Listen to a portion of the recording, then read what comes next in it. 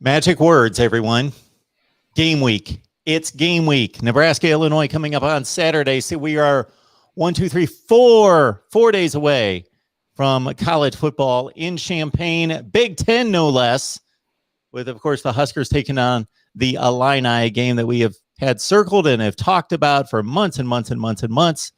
Please join us here at Nebraska Live for the next hour. You know the drill. Leave those comments and questions and debate topics for Greg and myself. Greg Peterson, there he is, Husker Online. How's it going, man? Doing good. Had a lot going on around here lately, and we're ramping up for Saturday. So, yeah, everybody's pumped around here and can't wait to get things going. All right, Greg, let's get the mess out of the way. We'll field whatever questions anybody has, and most likely we're going to be able to say we don't know. It's an investigation. But yes, the NCAA investigating Nebraska's use of coaches, assistants, and analysts regarding use of facilities and breaking COVID guidelines. And Trev Alberts, as you let me know, and I had already seen it, but I didn't realize that that it was scheduled for longer in regards to his statement to the media the other day in terms of where we stand. Well, it's funny because I joked with you earlier that this news always breaks on Wednesday after we've already got our show finished on Tuesday nights. So we're always behind the eight ball here, it seems like. Because just last Tuesday, 1 week ago, Trev Alberts had spoke at the Nebraska or the Lincoln Chamber of Commerce and had touched on a bunch of topics and stuff, and everything was great. But then all of a sudden the news broke on Wednesday morning about the NCAA investigation, which obviously any of this went on before Trev Alberts' tenure here. That was one of the first questions asked to him. But yeah, so last Wednesday morning, post-practice, Coach Frost is not scheduled to speak on Wednesdays, and he wasn't scheduled to speak until yesterday at the Monday press conference. But, when that news hit, you knew he had to come out and say something because they couldn't let that fester all weekend long. And Trev Alberts walked him out there, and it was a little bit awkward to be in the room. It was a little bit awkward, I would have to say. To me, it looked like Coach Frost had been brought out, had been sitting in the vice principal's office, waiting for the principal to come in and walk him out in front of the student body and apologize for something. And it like I said, it was kind of an awkward feeling. And any of these allegations, investigation that it's not going to amount to anything because every Power 5 team has analysts, so-called analysts on their staff, and it's not fair to the other conferences. It basically equates to an extra coaching staff, and you got some pretty high-profile guys on that staff, and they might have, the allegations are that they outstepped their bounds because they're not legally allowed to do any on-field coaching. These guys they're paid anywhere from $60,000 to $120,000 a year. So there's some dudes on there that have valuable input to the team. And then with the facilities use, it was during COVID, it was a shutdown, and they had a gym that they had guys go to and held some workouts and stuff like that. So nothing serious here at all. Any kind of penalty is going to result in the most losing, an hour or two of practice a week. Yeah, it was all very minor. I think it's a lot of hearsay going back and forth. Bill Moose was the one that started all this. We don't know for sure, but that's kind of the word on the street. It just started something very strange around here right when you're getting ready to go into game week. And it kind of, took the headlines off of your football team preparing to play a conference game week 0 of the college football season. So it was just very strange timing. And like I said, it's not a big deal to the program. Bill Moose had signed off on anything that went on during that time anyway. So, take that the way you want it. Well, in terms of these stories breaking on Wednesday, yes, it seems like I thought the same thing, that it seems like every time there's a big commit or there's any kind of news, it happens like Wednesday morning right after we do our show. And with this situation, Greg, I almost tried to flag you down. Then I thought, oh, he's got enough going on. I'm not going to bother him. We'll talk about it next Tuesday. The only thing I'll put on this that's a little bit different than any kind of possible violations normally, and I said the same thing about Arizona State, is regardless of what you think of COVID, don't want to go through the path of bringing everybody into this discussion about how severe it is and all those things. Regardless of what you think of COVID, obviously there have been guidelines put in place for the safety of the student athletes, the coaches, everybody involved. That is different than in a normal situation pre-COVID, just to say you're gaining competitive advantage by, in Arizona State's case, well, they were recruiting during the dead period, allegedly.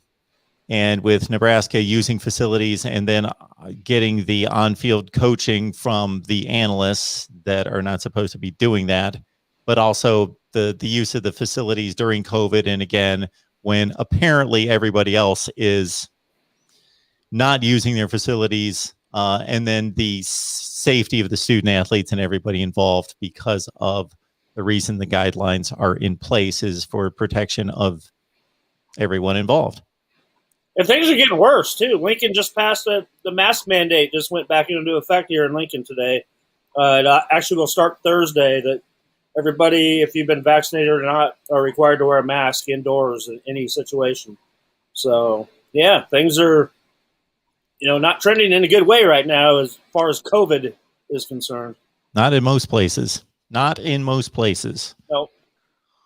Football. Let's talk some football. Yeah. We got a game on Saturday. People. We haven't been able to say that since early December of last year. That's like, oh my goodness. That was like 8 months ago plus. So that was a long time ago.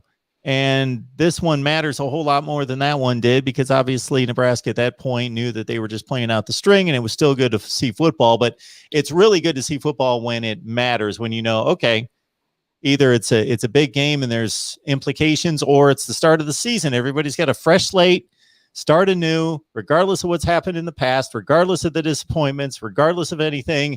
This is a new year, a new team, new approach, and let's go get it. So Nebraska, Illinois, and as we've said many times, the obvious, that is a Big Ten game. So it means more because you get that first win or loss in the standings toward a division championship. Yep. It's huge. It's huge, and it means a lot more than most openers that you're going to see. I think it was kind of funny, though, yesterday, Austin Allen, the tight end, Nebraska's tight end, had come up to the podium and he said, well, yeah, I'd rather be on a flight to Ireland right now, but it is what it is, and we're going to be playing in Champaign on Saturday instead of in Ireland. But that's the state that we're in these days, and there's so much. The players are just so fired up to play. It's been a long time coming, and right now it's you're going to be able to play in front of fans, which they haven't been able to do. Some guys that have been here for 2 years now have not even got to play in front of fans. So, kind of crazy stuff there. But yeah, I think there's just a chip that's on their shoulders, and they have a lot to prove. And they're just licking their chops to go out there against a team that beat them up pretty good last year. A team that returns a lot of those guys that are probably hearing the hype about Nebraska. That offensive line at Illinois, that they pushed around Nebraska's defensive line all over the field last year. They embarrassed Nebraska's defense. And they're hearing all this hype about Nebraska's defense and all the guys coming back and stuff, and I bet they're just chuckling to each other right now. So, yeah, there's a lot of storylines in this game here. Brand new coaching staff with Brent Bielema and his guys that he brought in. And so there's a lot of unknowns going on there that causes Nebraska to have to watch so much different film from so many different places. And, and neither team right now, they're keeping everything close to the vest. Neither Nebraska or Illinois have even put out a depth chart yet for Saturday's game. So there's a chess match going on here, and the funny thing yesterday was at Coach Frost's press conference on Monday morning. It's scheduled for a 30-minute press conference, and it lasted 5 minutes and 7 seconds. And Coach Frost, I think he fielded about 20 questions in 5 minutes there, and they were all very short answers. And he wasn't going to give anything away. I just think he's ready to go after it. We'll hear from him on Thursday morning and see if his attitude's a little bit different. But from a player's perspective, like I said, these guys are fired up and ready to go, and they're looking for a little bit of revenge with what happened with them last year here in Lincoln against the Illini. Brandon Peters returns as starting quarterback with a lot of returning starts under his belt, both at Michigan, going all the way back to 2017. He was the starting quarterback at Michigan in 2017. Here we are in 2021. He's back at Illinois. Of course, the short season last year, 3 TDs, no picks. And to Greg's point about the offensive line, 4 starters back. They've got a center in Doug Kramer, who's one of the best in the Big Ten. Most of these guys were like third team All Big Ten, honorable mention All Big Ten. So I'm not talking about necessarily the very best in the Big Ten, but still very capable players. They got a 4-year starting tackle in Darian Lowe, and they've also got a tackle in Alex Pachewski, who was a starter. He had a serious knee injury, and he's back. So in a sense, they got 5 starters back along the offensive line. So they're not going to be intimidated. They've got a ton of starts at quarterback and offensive line. Yeah, sorry about I just was reading Moonbots. Moonbot. Got me off track there. Like I said, they return a lot of guys that they're not scared of Nebraska. They came in here and whooped our butts last year. So, yeah, I think this is going to be a pretty well contested ball game. In the trenches, I think one thing though that you gotta remember, it's going to be hot, it's going to be humid, and depth is going to come into play. We know right now Nebraska's got a lot of depth, and is that going to get them over the hump? We talked to Tony Tuioti today, and he's got 6 guys ready to roll in a hockey style rotation up front, and the offensive line has got plenty of guys there to rotate around and keep guys fresh. And then come fourth quarter time, whoever's hot, they're gonna let them go. And we'll see. And that's the name of the game too. I mean, you got to outlast the team you're playing against. You got to be able to overcome the elements and whoop those guys across the side of the line from you. Barry B tells us he's never been so nervous for an opener, and he's going to be at the game. Good. There's plenty of seats available as far as I've heard. I think there's only been like 30,000 seats sold, maybe up to 40,000 by now. But, most of those are going to be Husker fans, it sounds like. So I bet he's going to have a lot of company there on Saturday. Newstrick doesn't know if Scott Frost was annoyed or he was focused during his news conference. Yeah, it was strange for me because it went so fast that I had actually left my spot and went to my computer to upload a couple of videos. And so I was just kind of listening to it, and all of a sudden it stopped. And I looked at one of my colleagues, and I go, "What the hell was that?" And it was like an old Bo Pelini moment, press conference moment almost.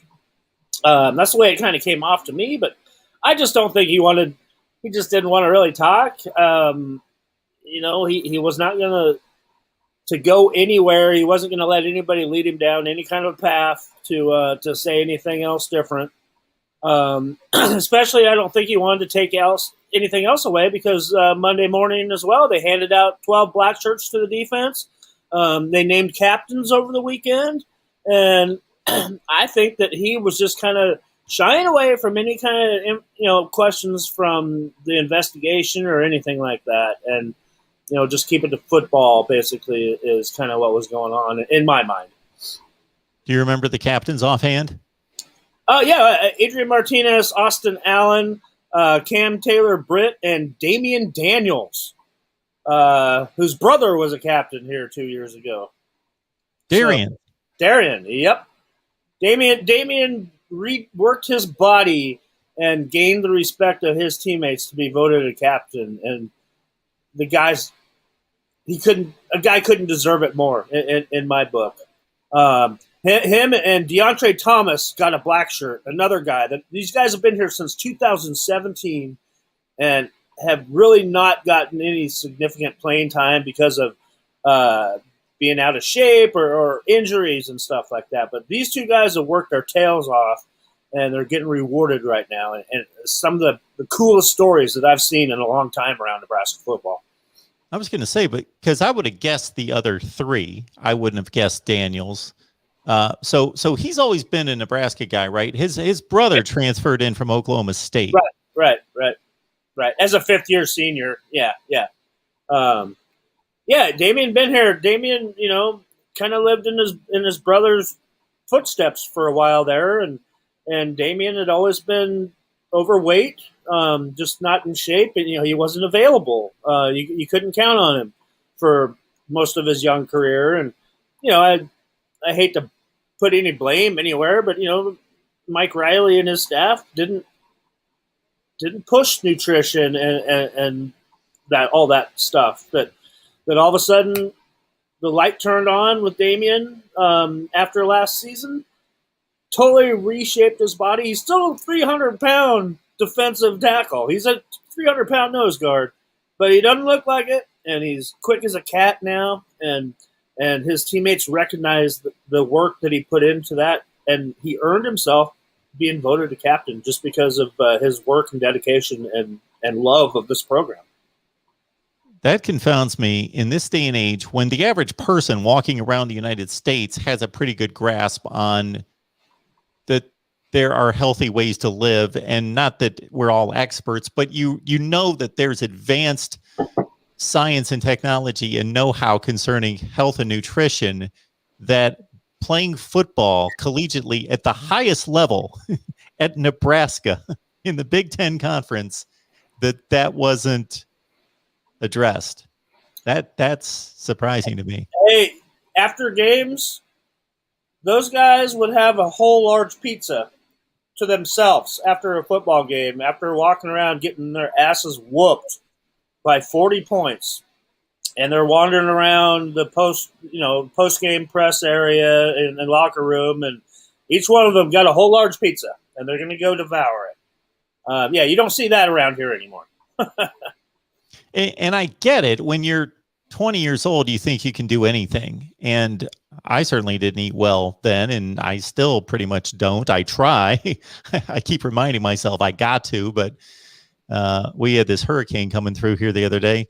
So, man, the thing that I did besides getting batteries and stocked up on stuff like that was, Pop-Tarts, boxes of Pop-Tarts and Oreos. So I was thinking, if everything in my refrigerator goes bad, I can sit here and eat Oreos and Pop-Tarts for all day. But anyway. And they'll last for 25 years. Exactly. That's not a good indication of their health value, but they will. Yeah. Oh, man. So we got our guy, James here, who says the over-under is 55. Of course, we got more betting comments coming in regards to trying to get our leans on this one. So I don't want to speak entirely for Greg because he can do whatever he wants with whatever he says about predictions. But my picks are on Patreon. Greg's joining us on Patreon, where he's going to deliver his picks. And actually, I need to get a little spreadsheet out to you and everybody else. But obviously, most of the games are week 1, but there are 2 games I think we'll hit up for week 0. Nebraska, Illinois, and UCLA's got a game against Hawaii. Yeah. That makes for a nice little doubleheader that afternoon. Yes, I think they're at the Rose Bowl. But so I did the math. In LA, though, if you want. Sure.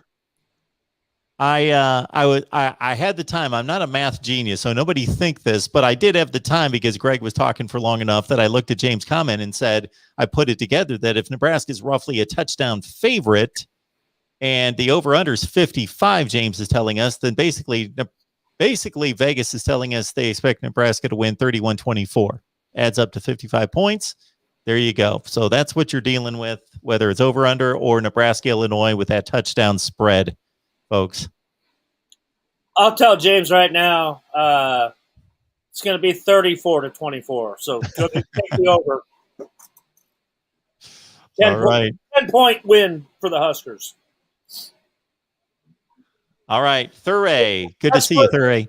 Entertainment purposes only. Of course. Absolutely. Hey, we got 107 on the line. Appreciate everybody being here.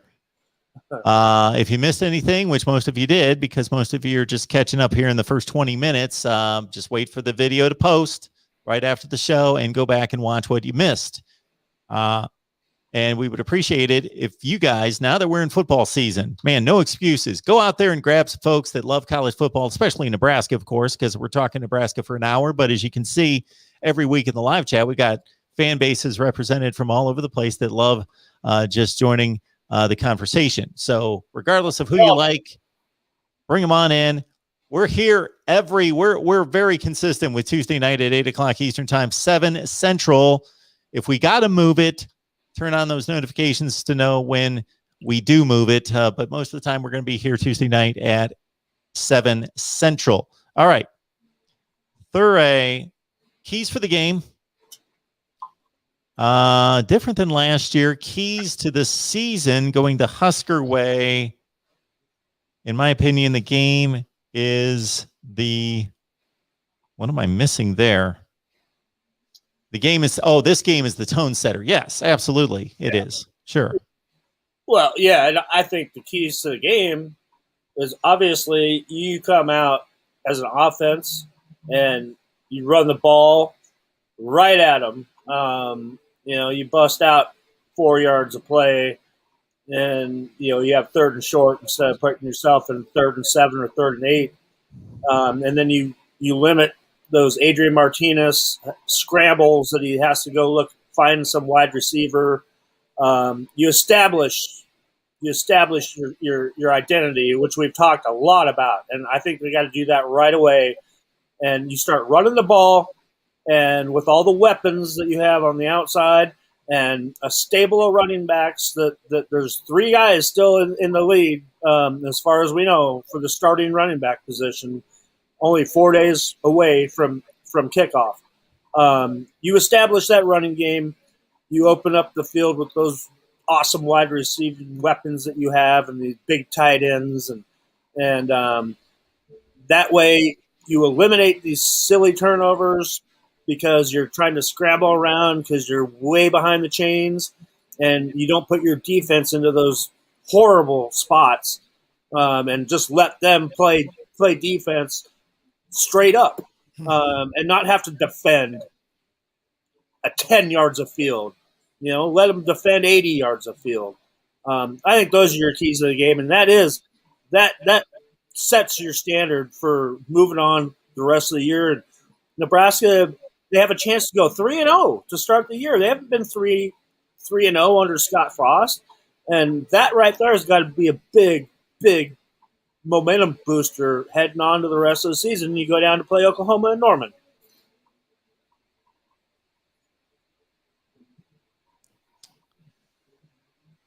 Who will be the starting running back for Illinois? I'm going to apologize for they've got a litany of running backs. I just wanted to double check on his name. Chase Brown has been there for a while. He had 5.2 yards per carry and 3 touchdowns last year. Chase Brown was their main back with 104 carries last year. He's the guy. They also brought in a transfer, Chase Hayden, who had been at Arkansas. Check me on that one. I'm not sure, but that would make sense maybe that Bielema recruited him initially and then brings him to Illinois, possibly. But that's your starting running back. I have to apologize for all those Illinois fans that I should have grabbed one of the Illinois press sheets yesterday at the press conference, and I looked at it and I didn't grab one. But yeah, next time I will grab the opponent's press sheet. Well, people are telling me all the time, and it's very nice of them to tell me that I, of course, this is a ridiculous statement, know everything and remember everything and know everybody that's playing for everyone. But I got to tell you, I looked at Athlon's, their Illinois rundown, and the names just weren't sticking. So I read this. Chase Hansen's their big linebacker. So they basically have a good offense. Good. It's not explosive. It's not great. They got a capable quarterback. I'm not going to oversell him. He's good. He's not great. Well, I guess somebody we read, forget whose publication that was recently, had the quarterback room is the worst in the Big Ten. So he's not that good, but he had like a 20 touchdown, 8 interception season a couple of years ago. He's capable. He's played a ton of football. The offensive line's good. The running backs, again, good. They've got like no experience coming back at wide receiver, like nothing. And I think they're a little banged up too. They got some starters that might be out too. I'm not for sure because, like I said earlier, both coaching staffs are keeping things very close to the vest. But I have heard from Illinois guys that they are a little bit banged up in some of their starters on the offensive line and maybe the defensive line too. But Jake Hansen's their best player on defense. He's a linebacker, all Big Ten. He's got 10 forced fumbles in his career. They've got a returning defensive line. They're Big Ten, one of the top Big Ten sack guys, 5 sacks in Owen Carney. He's back, and their top interceptor's back. Tony Adams, one of the leading tacklers in the Big Ten in the secondary. So they didn't play that well on defense last year, but they got returning players, and that's always the catch-22 when you hear that stat of we had a bad defense, but we got a lot of returning starters. Well, is that a good thing? Well, and now you have a brand new head coach that is a defensive coach who's been a big-time defensive coach his whole career. For sure, folks. Let's see. Trevor, Scott Frost talked about changing the entire culture with the workouts and total all-around game mentality. I need my glasses. Do you think he's getting that culture change? Yeah, we've talked about this before, Trevor. That's why you see a lot of guys hit the transfer portal. I'm not going to go out there and say that today's transfer that came out by Jamean Graham, who's a reserve defensive lineman that was probably sitting at number 10 on the depth chart, that's not a culture thing. That's like just realizing that you're not going to play here. But yeah, with all the roster moves that you've seen, that there has been a culture shift, and it is something that's way different than I've seen here under the last 3 coaching staffs, to get just the tradition back in and let people know. I mean, when they handed out the black shirts the other day, they had all kind of former black shirts come back and hand them out to the current players, and that was an emotional thing. And they all talked to current players about what it took to represent Nebraska and be a black shirt. And I shouldn't say ex-black or former black shirts, because once you're a black shirt, you're always a black shirt. So, but the culture is totally different now. You see guys coming out after practice. They go hit the training room, and they'll come out, and I'll ask them, what's for lunch today? And it's grilled chicken and broccoli and rice, and so they're eating healthy and they're doing all the things that you need to do to be successful. And that's the biggest culture shift that I've seen, and that just breeds on winning. Now, if you put it together on the field, all this other negativity goes away. What is the stated criteria for a black shirt? What do you have to prove to get the black shirt? It's kind of hard to say. you're not necessarily a starter on the defensive unit, but you're one of those guys that plays a lot of snaps and has just put in the effort in to earn that tradition. You know, Coach Shenander was actually asked about the input on that, and you know, Coach Shenander, the defensive coordinator, you know, came up with his list of guys, and Coach Frost came up with his list of guys, and they compared them. And Coach Frost ultimately made the final decision on the 12 that they handed out. Now, that not to say that there's not going to be more handed out. A couple guys have a good game on Saturday. There might be 2 more black shirts handed out, you know, come Monday morning. So it's your level of play and the leadership skills that you show, and, you know, just the love of playing defense for the University of Nebraska. Appreciate everybody being here. Nebraska Live right here at the Voice of College Football. Please lock it in. Subscribe. Hit that like button before you get settled. Listen to the conversation. Hit that like button. Just do it automatically when you jump on in. That doesn't make Greg and I feel better. That's not the reason you do it. It helps the algorithms on YouTube. That's just the way it works. So please hit the like button. Share these videos out on social media. You can just grab the link, throw it out there on social media, or you can do it the old-fashioned way and just actually talk to people and just say, hey, we got Nebraska football talk here every Tuesday night. Let's jump on in. I think this is a pretty interesting question here from G3 Educated Gaming, because Brett Bielema, we know how he made his hay at Wisconsin. It was pro-style offense, play action pass only if the run wasn't working, and you wanted to run it about 70% of the time. And all those great offensive lines at Wisconsin, all those great running backs that they brought through there, and you knew exactly what they wanted to do. Okay, then he goes to Arkansas, and he basically does the same thing, implements the same offense. Maybe not to the same results, although one of his, he had a slice of time there where he had Alex Collins and Williams. Alex Cobb, can't think of the Williams kid's name. Jonathan Williams and Alex Collins. There you go. They both played in the NFL, were both great running backs in college, gained 1,000 yards as a duo each. And so that's what he did. And that's what he did and tried to do it in the SEC. And that was at a time when LSU and Alabama were still playing that kind of football. And so that was, but I've heard him interviewed since then, even before he got the Illinois job, when he was with the Giants and he was with the Patriots. And he basically said, the thing that I've learned in the NFL is, yeah, the game has just changed everywhere.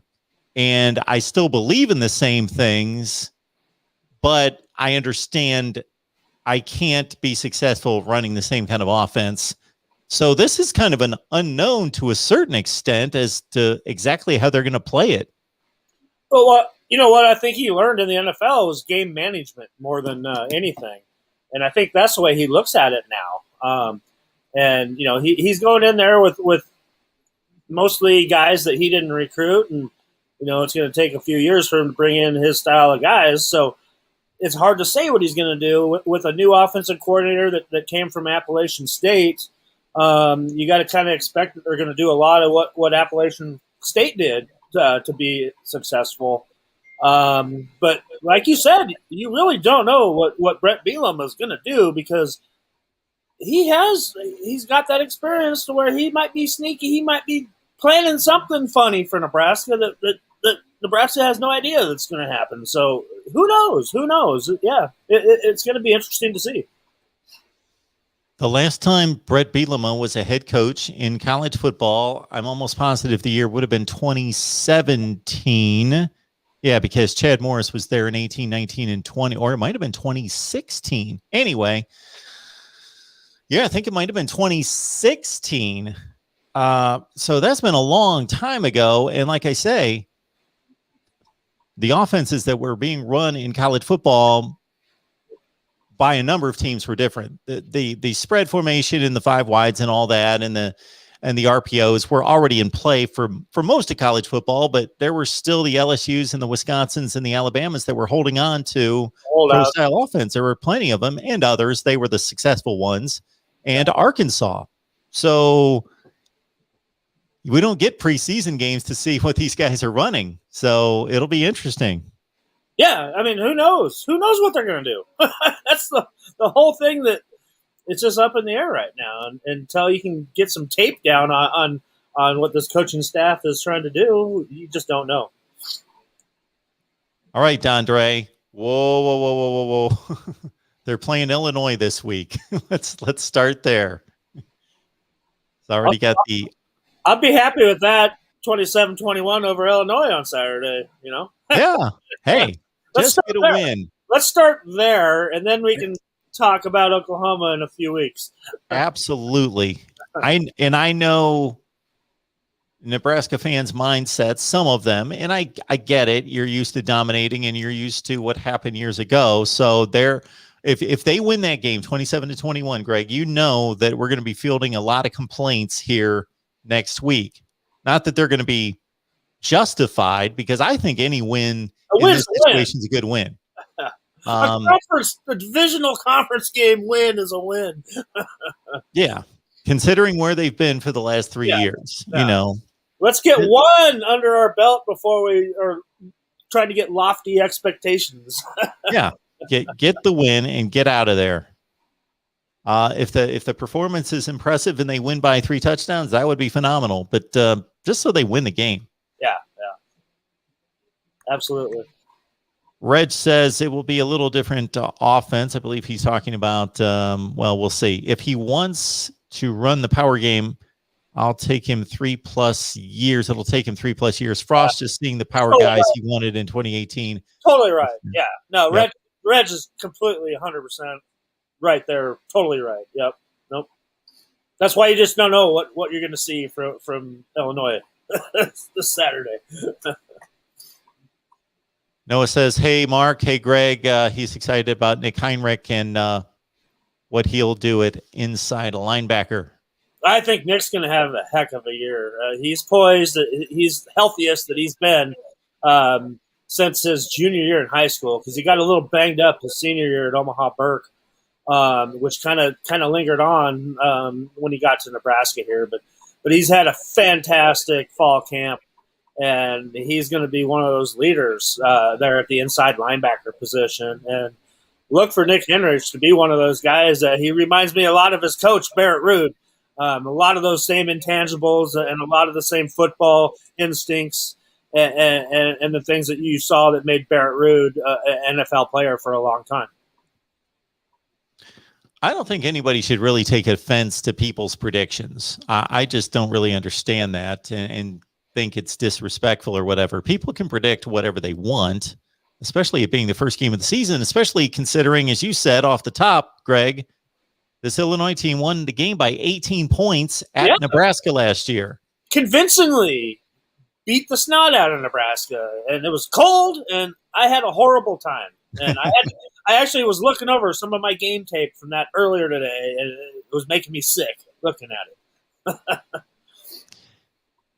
And I'm just stating that in response to Michael Peters' comment about not believing all these people picking Illinois, and one writer saying that they're going to score well over 40. Well, they scored 41 last year.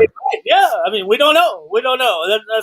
And you know, anybody out there that wants to pick Illinois has perfect right to do that, because Nebraska has not proven that they should be a 7-point favorite to anybody right now, over anybody right now, until we see them play and see what they can put on the field. And I will go as far as saying, because, of course, the AP and the coaches' polls have been released the last couple of weeks, and I've had many conversations about those, is yes, if somebody released their poll and let's say they had Maryland number 1, I would think that they were crazy on one hand. On the other hand, I think at this stage of the game, where with no games being played, anybody has the right to list whatever top 25 they want. Now, once there's a game played, it's got to make sense. You know, the top 25 has got to make sense. You know, you can't say Illinois loses by 2 touchdowns and I'm still going to rank them number 10 in the country. Well, that obviously doesn't make sense. But before they play, I don't get offended by anybody's preseason top 25. They can list whatever teams they want. Nobody's played a game. Yeah, exactly. But you know what? I kind of know the old school Nebraska fans' opinion on this too, that 20 years ago, if you looked at a preseason top 25 and did not see Nebraska anywhere near it and saw a team like Cincinnati in the top 10, Nebraska fans would have been starting a riot in downtown Cincinnati if that was happening. That's kind of their attitude, and that's just how much things have changed over the years with college football. With now, there's so many good players out there, and not enough places for them all to play, and it's gotten the little guy has made them good enough to beat the big guy on any given day. Yeah. After those two polls came out, I posted a video because I just wanted to do some comparisons of preseason polls versus postseason polls. So I went all the way back to 2000 for all the teams that I did. And I looked at Nebraska. Nebraska in 2000 started number 1. Yeah. They were preseason number 1 that year. They were number 4. The year they went to the championship game at the Rose Bowl, they were number 4 preseason. And I think the next year they were in the top 10. Preseason 02, and I think that's the last time they were in the preseason top 10. They were kind of consistently 15 to 20 the rest of that decade. The first 30 years of my life, Nebraska was rated in the top 5 every year going into the year. That's what we became used to. Exactly. Kyle is asking, and this is... Again, we got to watch everybody play, but we can certainly conjecture whether Scott Frost has improved as a game manager and play caller. Well, we don't know until they play. We sure hope that he has, and I know it's been a hot topic of debate about him calling the plays or letting somebody else call the plays, and Matt Lubick is an offensive coordinator that spends the whole game up in the booth, and Coach Frost is still, he's the play caller, so he's going to do most of the play calling himself. And it worked for him at Oregon, it worked for him at Central Florida. Not so much here yet, but hopefully that he's got personnel in there that he's been needing to become a better game manager and maybe call some better plays. And if it doesn't improve, maybe he's got to look to give that to somebody else. Put that on their plate and let them call the plays. But we'll see what happens this year. My stance on play calling is this: is it important? Of course it is, because it gives a team an edge. You're out there most of the time. Pick a team like Nebraska. Take a team like Nebraska within their 9 games that they're going to play in Big Ten play. They are going to be talented, if that's a word, by Ohio State. And that's pretty much, Michigan might be a little bit more talented, but within the ballpark.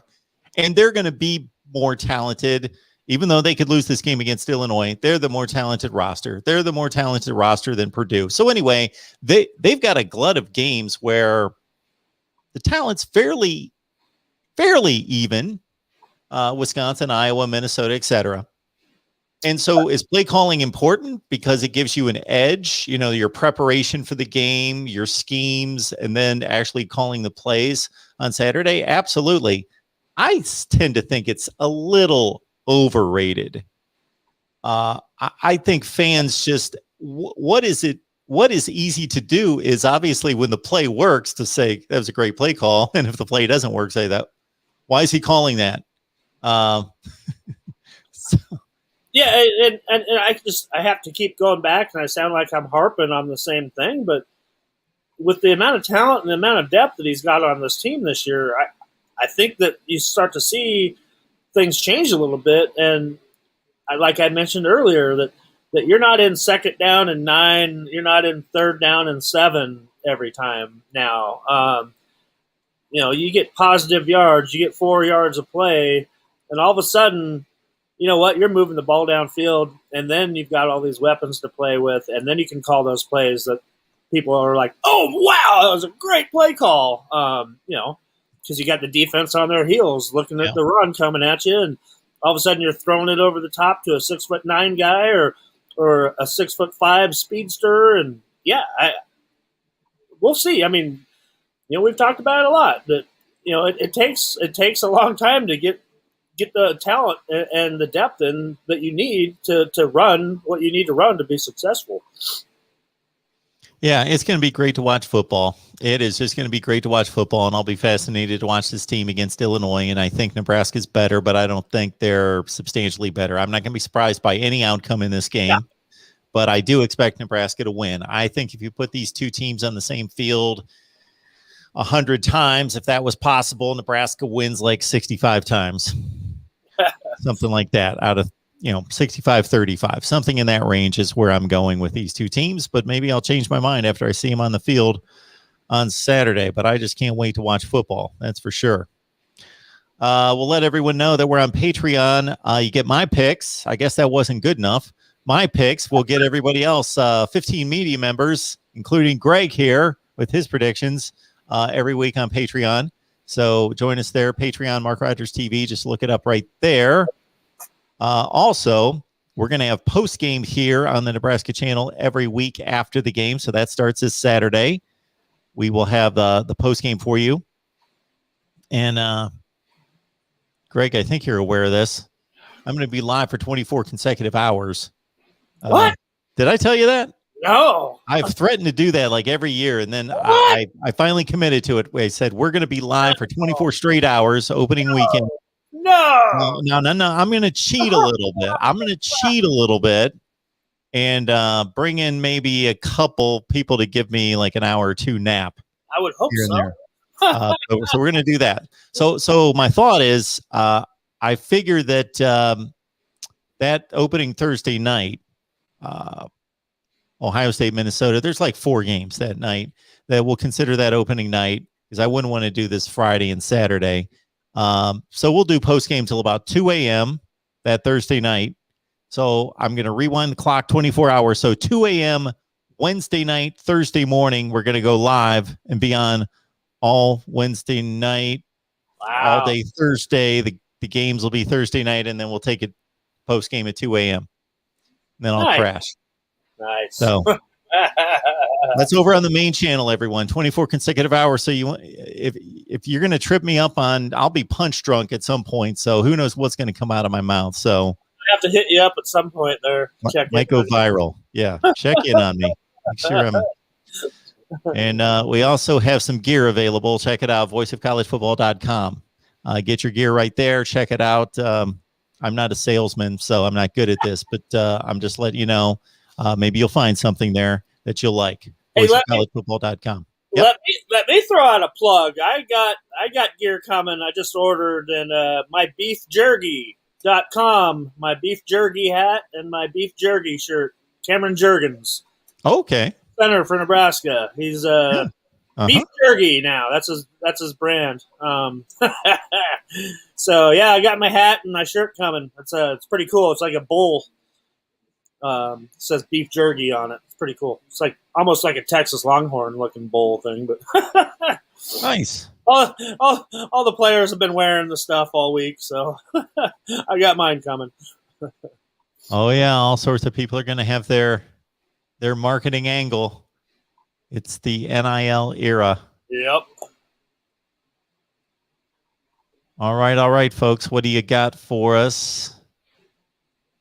2017, Scott Frost was an offensive genius and National Coach of the Year. He hasn't lost it, according to Reg. And that's kind of my point, is that I'm not saying that his play calling can't be criticized. I'm just saying I just don't think coaches go from being really smart to really stupid in a couple of years. It's all about your personnel. I don't know how much I can stress that. Look at the personnel that he had at Oregon. Look at the personnel he had at Central Florida on offense. Both of them. They were scoring 50 points a game, and that just hasn't materialized in the Big Ten.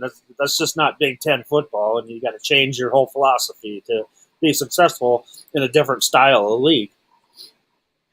Yeah, well, that's an interesting point, too, because you can go both ways on that. You can say, okay, if you're coming into a league where they play a different style of football, do you need to change your style to be successful in that league because that's the way they play in that league? Or do you bring a different style that nobody's used to and kind of change. We tried that, Mark. Remember when Scott Frost came in here? He said he was going to make a Big Ten change to his style, and that didn't work. So now, 3 years later, now we're changing to the Big Ten style. The jury's still out on Mike Leach at Mississippi State, but I tell you, he showed up at Mississippi State, obviously the great passing guru, Washington State, Texas Tech. Their first game, they set an SEC record, all-time record in passing yardage against LSU for 623. And then if you look at the next, I think 4 to 5 games, you will see the most horrible passing statistics you've ever seen. Well, that's what happens when you lose Gardner Minshew, right? Gardner Minshew? Well, that's who he had. Over at Washington State. Absolutely. Yes. Who's now at Jacksonville fighting for a job. Yep. Yeah. Absolutely. I lost you there for a second. Absolutely right. Yes. Gardner Minshew, an NFL quarterback. Sure. Absolutely. And, but man, they scored like 1 touchdown in 4 games. They couldn't get anything done. They were still throwing the ball 70 times. They just didn't go anywhere.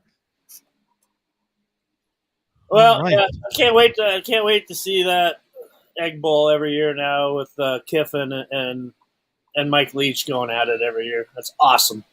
It is. 2 of my favorite guys. Seriously. And they played a great game their first time at it last year. Went down to I don't know if you saw this or remember this. This was Elijah Moore, who's a great wide receiver now in the NFL for Ole Miss. He scored what should have been covered him when he was in high school. Yeah. Okay, yeah, he scored what should have been the game tying touchdown with like 10 seconds left in the game. Made a great play, but then he his little theatrics in the end zone cost him. He lifted his leg like a dog and the whole thing, and they threw the flag, and they moved the PAT back to whatever it was, 35 yards, and they missed it. But covered him in high school. So he's a Florida guy, right? Yeah. Okay. Just like Deshaun Jackson doing the same stupid stuff. And him going all the way back to the U.S. Army Bowl when he did that. And then he did it in the NFL too. So, yeah. That would drive me nuts as a coach, man. I'm getting paid and my job's hanging in the balance based on wins and losses, and that just loses the game after we busted our tails all week to try to prepare for this game. That's why we lost. But I guess that's the life of putting your job in the hands of 18 to 22-year-olds. Yeah. And then the public wants to hand them all the blame too when the team doesn't do well when they didn't even do anything wrong. The poor 18-year-old kids, Yeah, a lot of pressure, especially when you play for a team like Nebraska, where you're the only show in the state, and you got a whole state that's clamoring for wins, and they don't care who they blame for the loss. Man, Allen. Boy, he expects a big statement in this game. Wow. I like it. I'll give him a thumbs up on that one, Alan. You see it? There you go. It's been a couple weeks since I gave you one of those, I think. So, and we get the Crypto Badger at 4224. I don't even have the ability to hit like on this thing anyway, do I? I don't know. 42-25. I like that. That's that's another touchdown with what I said, what I was thinking. So I'll take it. Okay, for a second here, Ben, I thought was asking who's going to carry the ball most for Illinois, and we had covered that with Chase Brown, but against Illinois for the Huskers, yes. Yeah. You know what? I think the freshman Gabe Urban is going to start out the game as the starter. And like Coach Held said, he's got three guys battling for that spot right now. And, they're all going to get carries, and whoever the hot guy is, they're going to stick with him. So look for Gabe Urban to start the game off, and Savion Morrison right behind there, and Marquis Stepp behind there. And I think you'll see those guys carry the ball pretty much equally in the first half, and then whoever the hot guy is, they're going to go with in the second half. That's what I expect anyway. Appreciate everybody Unfortunately, being here. Yep. Unfortunately, Moonbot, I cannot put Jaquez Yant into that group right now. I wish I could, but right now I'm going to have to refrain on that. The Yantee's not going to get out of his cage, I don't think, on Saturday. We have a lot of blowout scores for the Huskers. We did have a few people. Hey, this is better than usual. Usually we have a lot of negativity going on. Yes. At this point. I like this. It's nice to be 0-0, I think, right now. Forgotten Country says, I hope that Adrian Martinez is not as fragile-minded and turnover machine as I think he will be this year. Yeah, I don't think so. I think he's worked his body over. He looks in amazing shape, and he's in the best mental condition, and he's got the most weapons he's ever had here, and an offensive line that's going to get the job done for him. And I think I mention it every week. I think you're going to see a much different Adrian Martinez, a guy that is not forced into making all those stupid turnovers.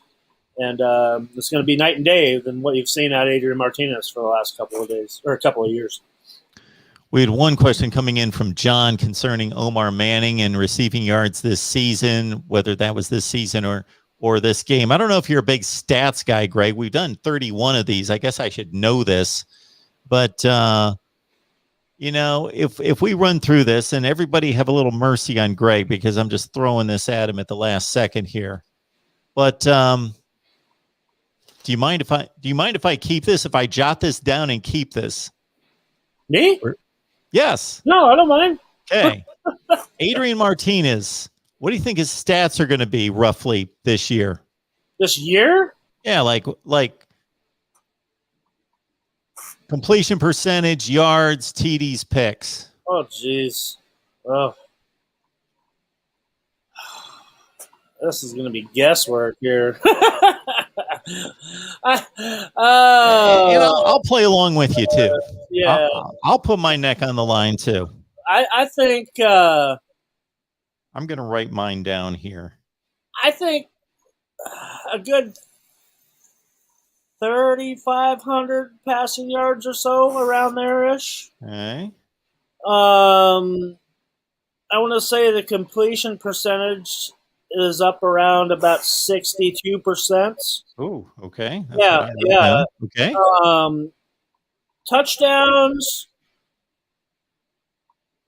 I'm going to go right around 20 touchdown passes. Yeah.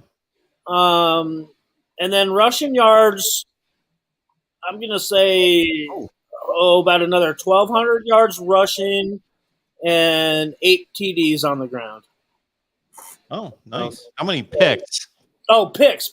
I think he only throws about 8 picks all year. Okay. So we both went 62%. I went more in the 3,100 yard range. That's a lot of math to do in terms of games and whatever. So it was never my big subject either. So I went 26 touchdowns passing and 12 picks, and I went with 750 rushing. Okay. So I think that they run the ball a lot. You got workhorse running backs and stuff. So I think that he's not going to have to throw that many touchdown passes total. I think they're going to get a lot of touchdowns on the ground. So who do you think's going to get significant carries at running back, and give us a stats projection there? Well, I think it kind of go what I kind of just predicted about this weekend. Yep. If I believe it's Gabe Urban, I think he's good for close to 100 yards a game, and you throw the other two guys in there with about 50 to 75 yards apiece with two other backs in there, and then you mix a few like 40, 50 yards out of Adrian Martinez maybe, and you can do the math there for a 12-game season. But yeah, I think that the running back room is going to probably score 20 touchdowns on the ground themselves. So do you think Irvin's going to run for 1,200? I think he could. Yeah, I think he could be real close there. Like I said, it depends on who becomes the bell cow out of this group. So you take your pick out of the three guys that I mentioned right there, and you can't forget about Marvin Scott. He still has something to say in this whole race as well. So I think whoever comes out of this race as the bell cow is going to have over 1,000 yards, and then I think you see another couple of guys that have 500 to 600 yards apiece on the ground too.